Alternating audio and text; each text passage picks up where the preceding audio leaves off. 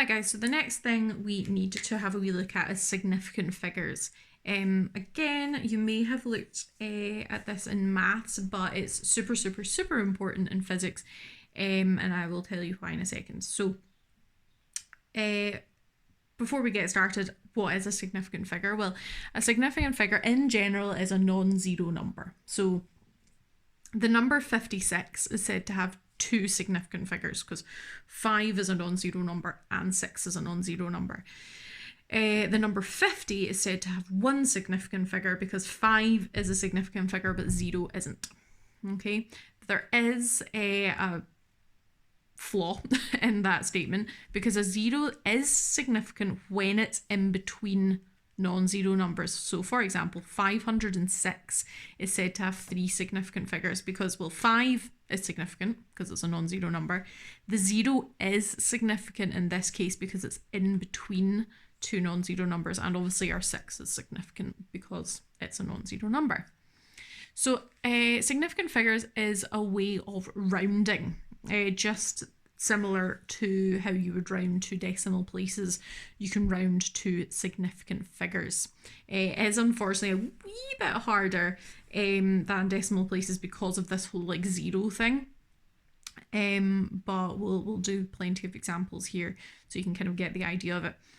In physics, your final answer to your calculation always needs to be rounded to three significant figures. Okay, and I'm introducing you to this at the start of third year because it is just something that you just need to get used to. You do lose marks if you don't round your final answer. And a lot of people, when they get up to National 4, National 5, even higher, do kind of maybe forget or struggle with significant figures. So that's why I'm introducing it to you early so that we can hopefully, you'll just be used to it. It'll just be second nature by the time it comes around. Okay, so what I'm going to do is I'm just going to put down some random numbers and we're just going to round them to three significant figures, and I'll show you how we do that, or I'll show you how I do it, and then hopefully you'll find that useful. So I'm just going to make up some numbers. So question 1, we're going to be rounding this number to three significant figures. So what I like to do is I like to draw a little dotted line after my third significant figure. So I look at this number and I go, right, 5 is significant because it's a non-zero number, 1 is significant because it's a non-zero number, and 2 is significant because it's a non-zero number. Okay, so these are my three significant figures. So I'm going to draw a little dotted line after my three significant figures. Now, this number is important as well though. If this number after the dotted line is a 0, a 1, a 2, a 3, or a 4, then this number remains what it is. If this number, however, is a 5, 6, 7, 8, or 9, this number goes up by 1. Okay, so this number is a 3, so this just remains the same. Okay, so rounding it to 3, it'll just be 5, 1, 2. Okay, but let's have a wee think of this, about this. This number is 512,370. Do you think it would be sensible if I was rounding 512,000, 370, if I rounded it to 512? That doesn't really make sense, does it? If I was saying that there was this many people at the airport at once and I was rounding it and I was like, oh yeah, just round it to 512. That doesn't make any sense, okay? Because 512 is a very, very different number to 512,000, okay? So you see how there are three numbers after my dotted line, yeah? What I need to do is replace those three numbers with zeros, okay?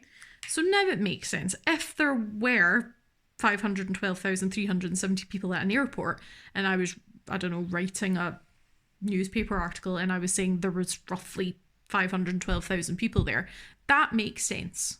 okay, because it's roughly correct. Okay, right, so let's just try another one like that. So if I had 9, 2, 4, 8, 0, 1, something like that. Okay, so again, I count out how many significant figures I have. So this is significant, so that's 1. That's significant, so that's 2. This is significant, so that's 3. So I draw a dotted line. Okay. Now I look at the number after my dotted line, and this is an 8. Okay. So if this number is a 5, 6, 7, 8, or 9, that means that this number rounds up. Okay. So it's going to be 9 to 5. Okay. Because I've rounded that 4 up. And then again, there are 3 numbers after the dotted line. Okay. So I replace them with zeros. Okay. So that's rounded to 3 significant figures. If I had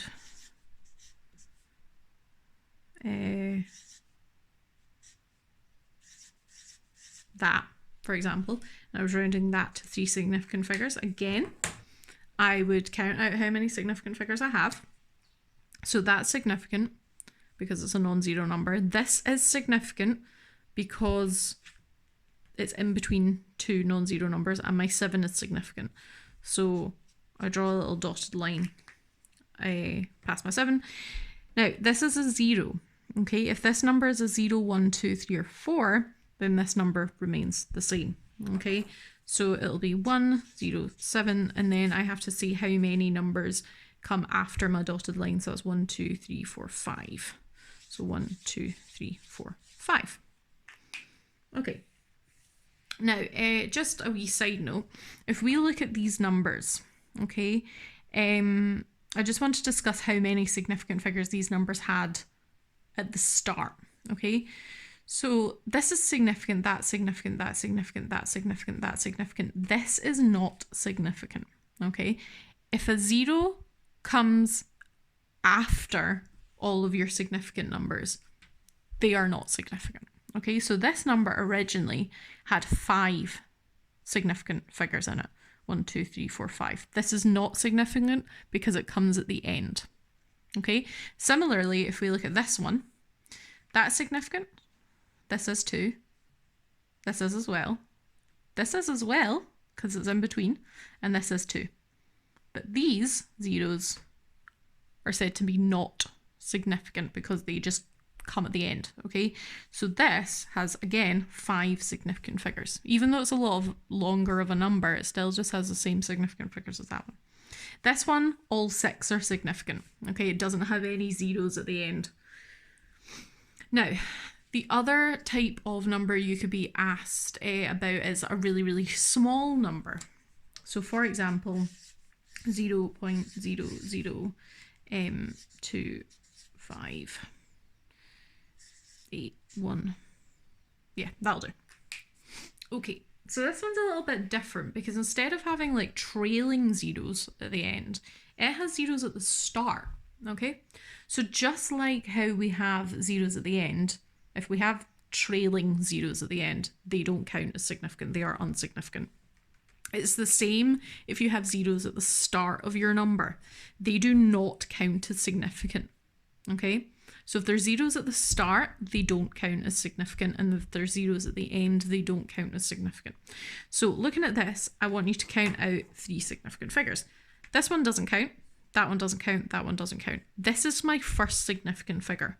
So this one counts, that one counts, and that one counts, and then I draw my little dotted line. Okay. Now again, I look at this number after the dotted line, and if it's 0, 1, 2, 3, or 4, this number remains the same. Okay, so this number is going to look like 0.00. You need to include these. 2, 5, 8, because the 8 just remains the same. Okay, now this one's a little bit different.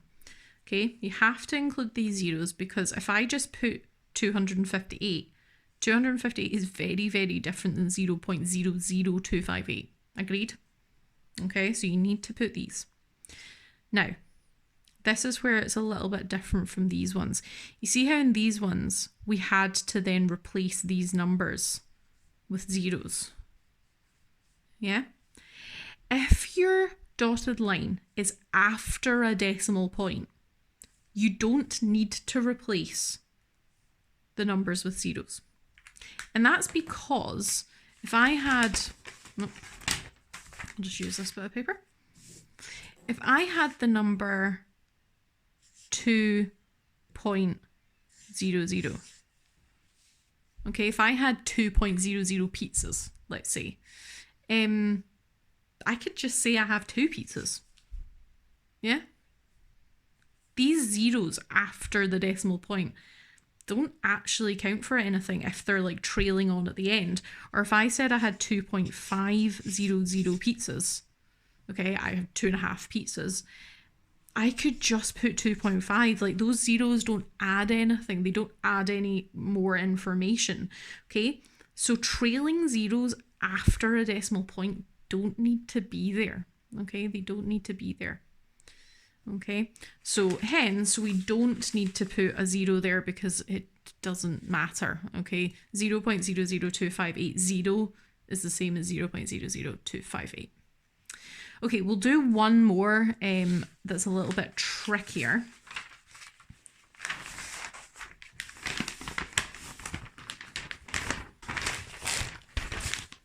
And you'll see why in a second. So this is the last one. Example 4. Okay, we'll make it a 0.01 again. Let's make it 45973. Okay, so this is our number. So we start off exactly the same way. We count out our 3 significant figures. So this one is not significant. That one is not significant. Okay, because they're at the start. This one is, and this one is. So we draw a wee line. Oops.